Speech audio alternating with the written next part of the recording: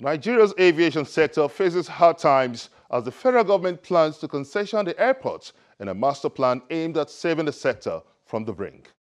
Nigeria's Minister of State for Aviation, Hadi Sirika, vows to audit Nigerian Airlines following allegations of mismanagement of funds and irregularities in airline operations in the country.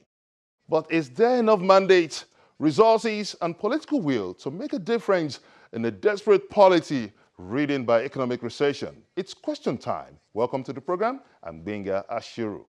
You may also join in this conversation by sending us your comments on our various social media platforms showing on your screen. Airline operators in Nigeria now grown the high cost of running business in the country. Many of the airlines are now threatened by the possibility of collapse. Nigeria's Minister of State for Aviation, Hadi Sirika, swings into action with a master plan for the reform of the sector. The Aviation Minister now joins us in this exclusive interview as we take a close look at Nigeria's aviation sector. Honorable Minister of State for Aviation, Senator Hadi Sirika, thank you for joining us on this episode of Question Time. Thank you very much indeed. Now let's take our point of departure on the aviation master plan for this administration. Do we really have an aviation master plan for Nigeria? Well, yeah, you ask whether there's a master plan for aviation. Of course there is. And we didn't waste time when we came in. We went straight up to meet stakeholders and, and share our vision with them by way of master plan or roadmap to aviation greatness in our own wisdom and thinking. And we got all of the stakeholders that are participating in this subsector of transportation, beginning from car hire to pilots to engineers to plane owners to airline owners and so on and so forth. Everybody got together in Abuja and we spent some 4 hours brainstorming. We didn't claim that we have all the answers and the wisdom and the knowledge therein. We only put out our thoughts and we went there and shared with them, and they agreed to most of the things that we set out to do. An example, like I said, is you would recall that even before I became minister, Mr. President is very clear on his objectives in aviation. In trying to establish a national carrier, he did set up a committee to come up with ideas and advise government on the way forward in establishing a national carrier. And that has been done. Report has been submitted. We have accepted it. We analyzed it and agreed with it. And then we thought that the best out is a public sector-driven national carrier in partnership with certain strong carriers around the world. The process is ongoing. We have asked for expression of interest to put a transaction advisor. They've come back in. We're now in the process of issuing them a request for proposal, which will be analyzed, and then very soon we will have a transaction advisor to drive the process in that regard. We also thought that for aviation to be robust and for it to tick in our country, we think is in our wisdom that we must establish, for example, an aviation leasing company so that people can access equipment in a very affordable manner, and therefore the aviation leasing company is a must, and that one would be also private sector driven. We have traveled all over the world. We've been to Ireland, for example, and partnered with some companies that are there. It might interest you to know that 50% of all those planes that are flying around the world must have been leased through Ireland. And through the Embassy of Ireland, we're grateful to Ambassador. He had assisted us. We have got in touch with some of these companies that are very willing to come to Nigeria. They understood the importance of Nigeria. They understood where we're coming from. We also intend to establish a maintenance repair and overhaul center, which we found is absent in the West African sub-region of Africa. Nigeria is serving as the market for West Africa. West Africa itself is 400 million people, and it's contiguous to Central Africa. If you add the numbers, about 600 million people. This is twice the size of US, half the size of India. And I think it's a very good, important market in the scheme of things where this type of facility is completely absent.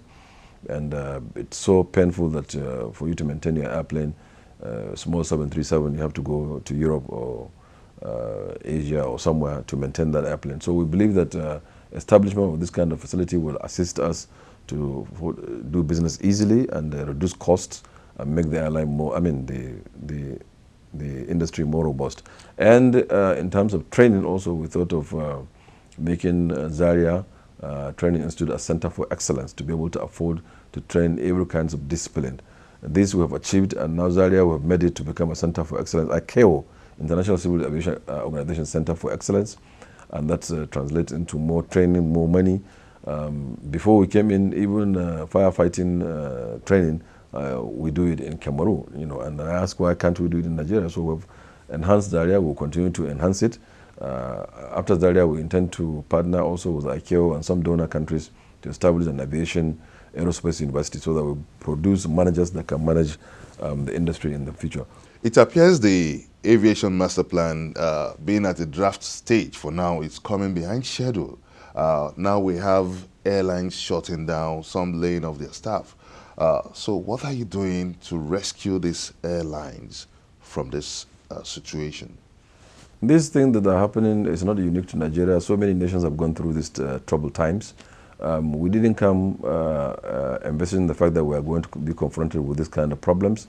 It came as an emergency, and the Nigerian economy is doing what it's doing now.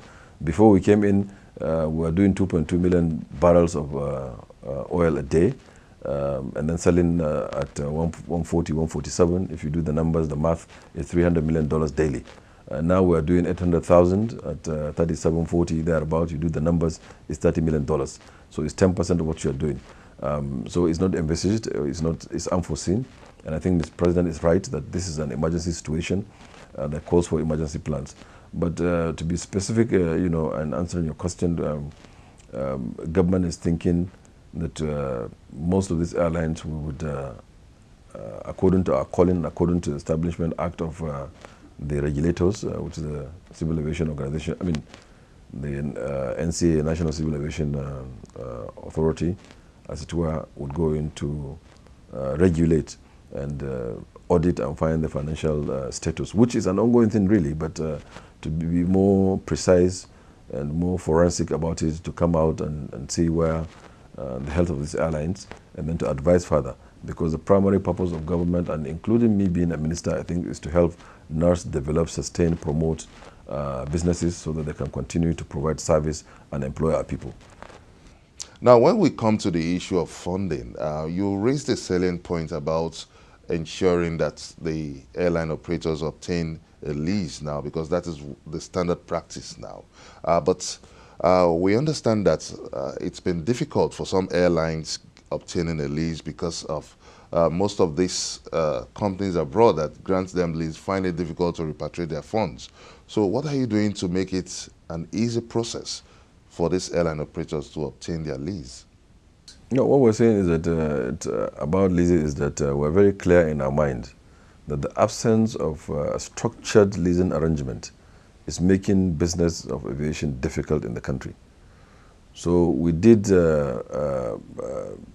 put it in our plan to establish an aviation leasing company, but it's going to be private sector driven. That's why we're talking, like I said, to Ireland, where 50% of the world planes are leased from or leased through, to establish one. And regarding inability of airlines to repatriate their foreign exchange, like I said, is an economic problem. The dollars that they need, it's not there anymore. It's a difficult, trying times, but it's short time, by the grace of God, for Nigeria. Nigeria will come out of it. In the short time, whatever is available, government is making all efforts to give to these airlines to repatriate as much as they can, because this is covered by their bilateral air service agreement that we have between the two countries. You may also join in this conversation by sending us your comment on our various social media platforms showing on your screen. Coming up on Question Time, what happens to federal government's plan to audit airline operators in the country? Find out from the Minister of State for Aviation, Hadi Sirika, when we return.